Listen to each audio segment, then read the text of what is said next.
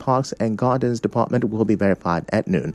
The 508 staff members of the Rivers State Primary Healthcare Management Board and the Rivers State House of Assembly 102.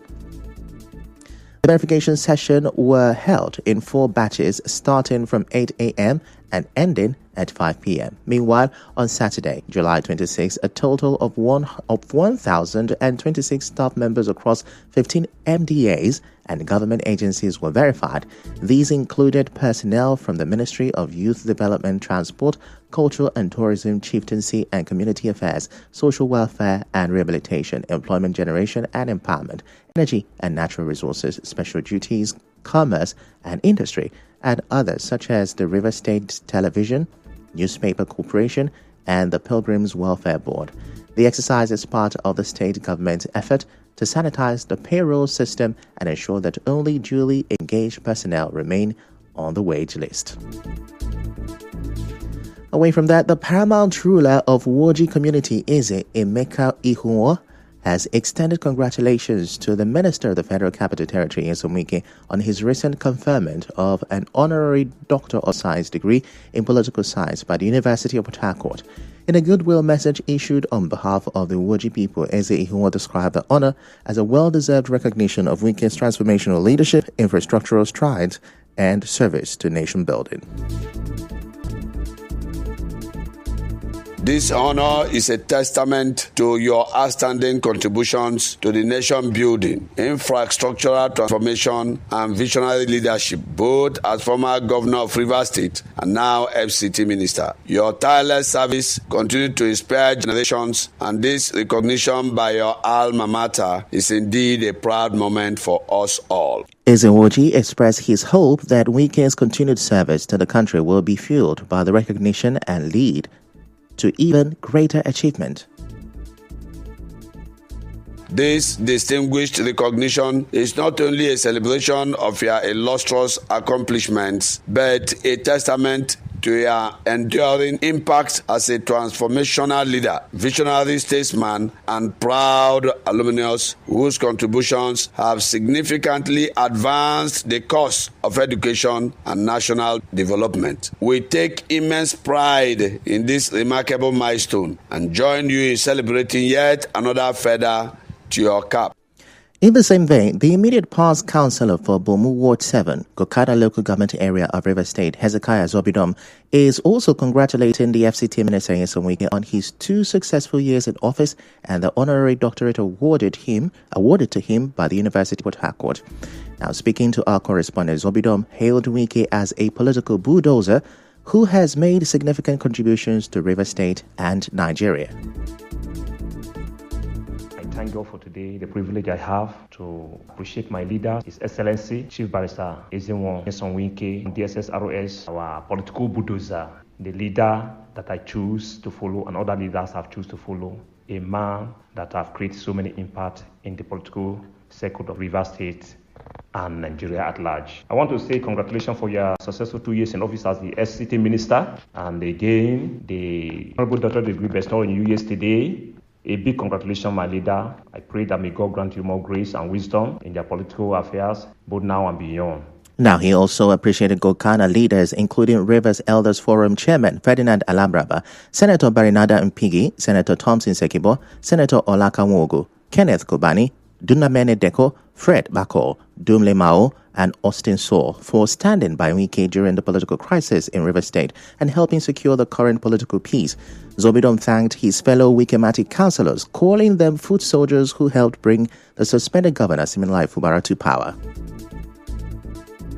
I want to appreciate all my colleagues in the state, the Wikematic councillors in Rivers State. This journey wouldn't have gone to this place without us. Councillors under the election that brought the incumbent governor of Rivers State into power play one of the highest role in each of our AGAs. As a matter of fact, the President Minister now, being the former governor of Rivers State, charged all the councillors and all the local government chairmen to be the foot soldiers in each of their AGAs and in the wards. And I can say here that all councillors were the campaign director in each of their wards, including me talking, and we deliver in our wards. He appealed to Governor Fubara to, upon resumption of office, try to remember the role the Wikematic councillors played in helping him clinch victory in the 2023 gubernatorial election and host them at the Government House in appreciation.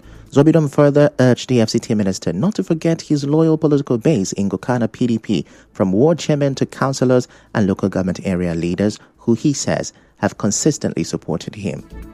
Meanwhile, a PDP chieftain and patron of the HA development agenda, Dr. Fortune Obi, has declared the group's support for the FCT minister Nyesom Wike as it intensifies grassroots mobilization across the HA local government area.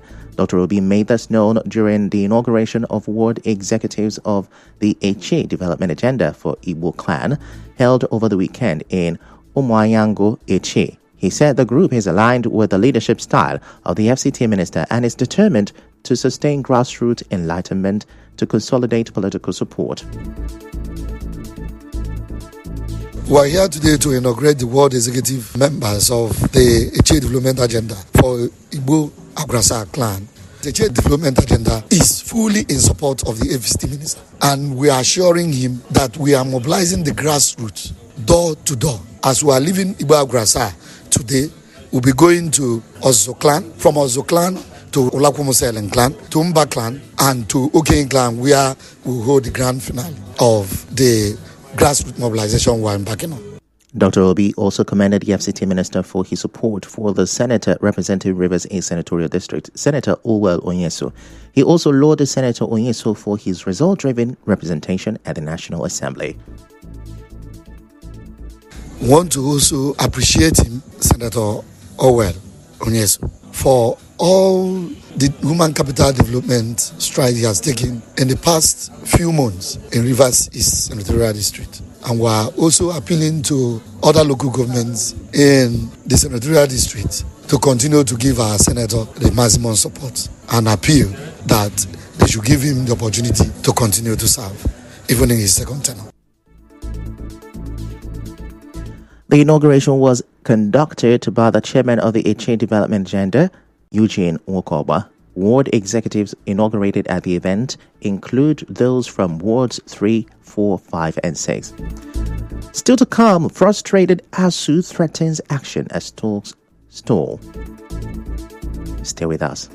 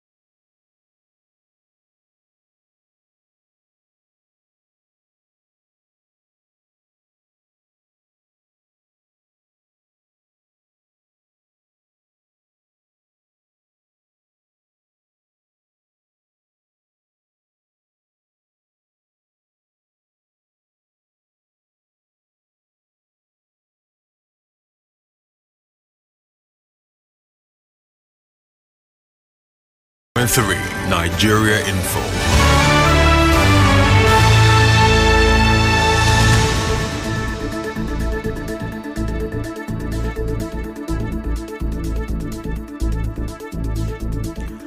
You're welcome back, and now the rest of the news. The administrator of Ikwere Local Government Area, Mr. Isaiah Christian Jobao, has officially handed over furnished office spaces and essential work tools to the Nigerian Immigration Service and the National Youth Service Corps NYSC operating in the area. The gesture is to support and encourage efficiency in service delivery.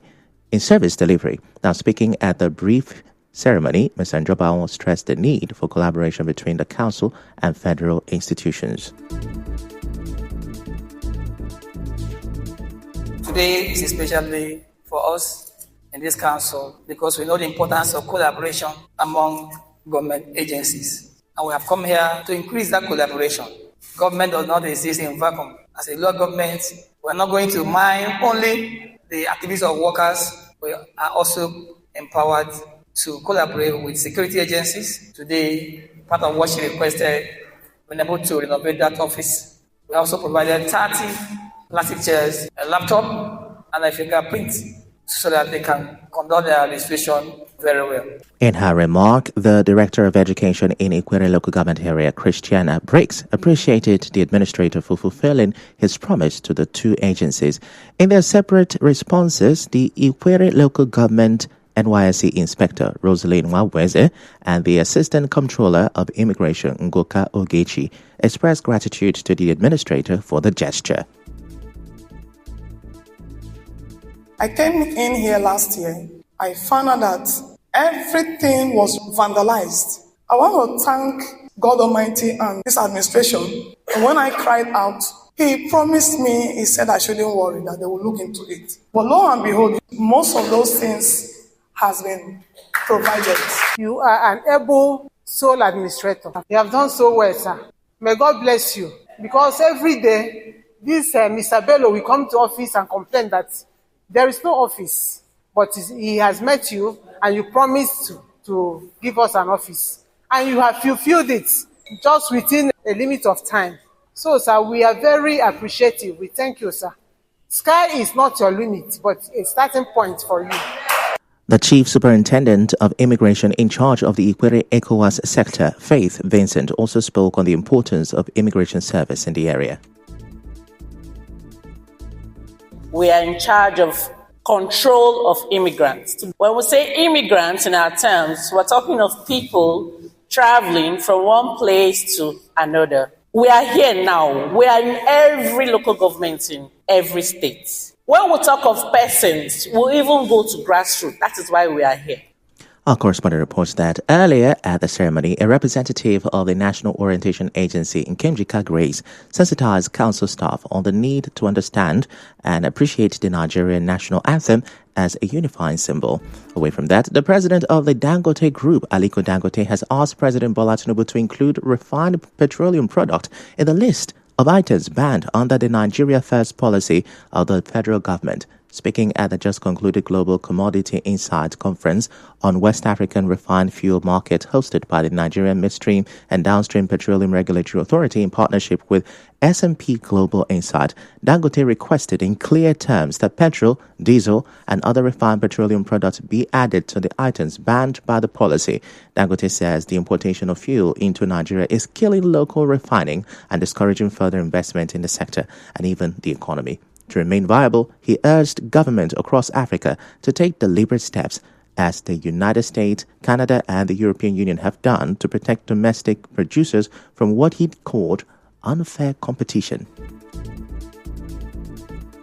Discounted petroleum products produced in Russia find their way to Africa, severely undercutting our local production. To remain viable, we urge the governments across Africa to take deliberate steps, as the US, Canada, and EU have done, to protect domestic producers from unfair competition. Nigeria First policy, announced by His Excellency President Bola Ahmed Tinubu, should apply to the petroleum products sector and all other sectors. The Nigeria First policy seeks to ban government agencies from importing goods that can be produced within Nigeria. In May, President Tinubu barred government agencies from importing goods or services that are available locally. The policy stated that no procurement of foreign goods and services already available in Nigeria shall proceed without justification and a Bureau of Public Procurement waiver. But marketers have disagreed with Dangote, urging the federal government not to consider adding petroleum products to the list of items banned from importation. The National Publicity Secretary of the Independent Petroleum Marketers Association of Nigeria, Chinedu Ukadike, says independent marketers will not support the idea as it will spell doom for the sector. Also, the national president of the Petroleum Products Retail Outlet Owners Association of Nigeria, Billy Gillis-Harry, faulted Dangote's call to ban fuel importation. He said no one company should be allowed to dominate the downstream sector in a free economy. While admitting that there is a need to ban the importation of some goods, he said these should not include fuel, stressing that Nigeria needs multiple sources of energy.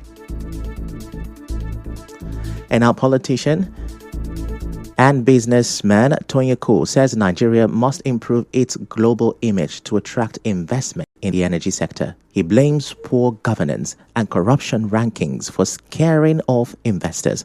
Cole says better policies and a shift in leadership mindset can create the right environment for growth. I discovered that every country, no matter how small that country is, if that country's ranking in terms of corruption, good governance, ease of business, if it is high, the businesses and the economy in that country is good. The biggest struggle that we have in Nigeria in attracting investment in business and all of that is that we first have to struggle from a very low place to even be seen. In other news, the Academic Staff Union of Universities, ASU, has warned the federal government to brace up for its next move as frustrations mount over stalled negotiations. ASU President Professor Chris Piwona says the union is done waiting and will respond in the coming days after 7 years of unfulfilled promises and failed talks with the government. He said ASU's demands, including improved funding, better pay, university autonomy, and earned allowances, have been clearly outlined since the 2009 agreement. But the government keeps dragging its feet. Professor Piwona also stressed the need to carry non-teaching staff along in salary reviews to stabilize the university system. So also President Bola Tinubu will host the victorious Super Falcons and officials of the Nigerian female football team at the State House in Abuja today. It is expected that the players and their officials would be rewarded by the president.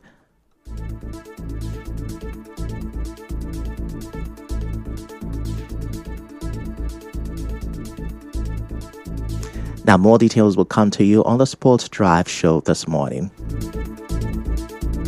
And now, we bring you news from around the world.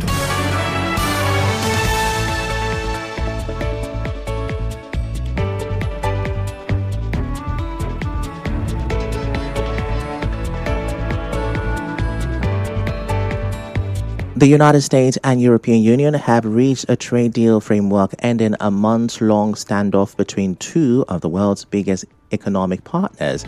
After make-or-break negotiations between President Donald Trump and European Commission President Ursula von der Leyen in Scotland, they agreed a U.S. tariff on all EU goods of 15%. That is half the 30% import tax rate Trump had threatened to implement starting on Friday. He said the 27-member bloc would open its market to U.S. exporters with 0% tariffs on certain products.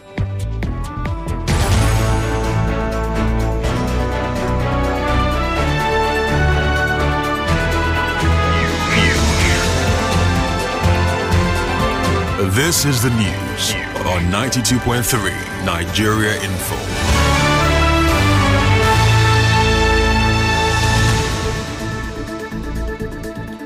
That's a wrap on the news this morning. Before we go, let's have a look at the major stories. Rivers ABC faction is kicking as RISIEC unveils a new timetable for local government polls today. The spotlight will be on 4 MDAs today as the Rivers Star verification exercise continues. Oil marketers are faulting Dangote's call on the federal government to ban fuel imports. Frustrated ASU are threatening action as talks with federal government drag on. On the foreign scene, US and EU have reached a trade deal after prolonged standoff. The news was edited by Chioma Ezewafo. To reach the news team, send an SMS or WhatsApp to 0808-721-7215. I'm Ifechukwu Mwanyele. Many thanks for listening.